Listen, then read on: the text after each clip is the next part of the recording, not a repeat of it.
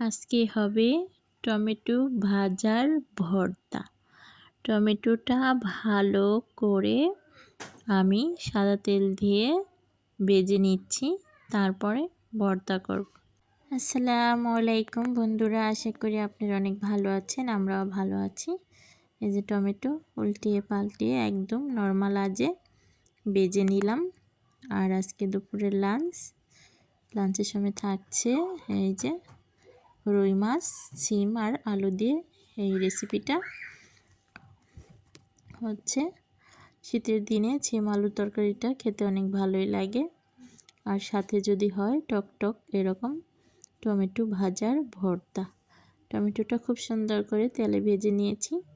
ধনেপাতা কুচি, পেঁয়াজ কুচি আর শুকনো মরিচ দিয়ে ভালো করে এখন ভর্তা করে নিচ্ছি। দেখুন, এভাবে তেলে ভেজে ভর্তা বানালে এক ভর্তা দিয়ে ভাত খেতে মন চাবে। ভর্তাটা অনেক ভালো হয়। অবশ্যই টমেটোটা তেলে ভেজে বাসায় আপনারা ট্রাই করে দেখবেন খেতে কেমন লাগে। খুব সুন্দর মতো হয়েছে। ভর্তাটাও বানানো শেষ। এখন গরম গরম ভাত আর টমেটোর ভর্তা খাওয়া হবে।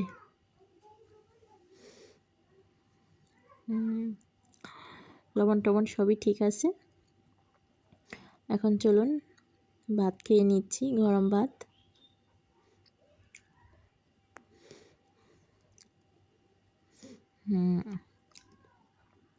টমেটোর ভর্তা দিয়ে গরম ভাতটা খেতে অনেক ভালো লাগছে।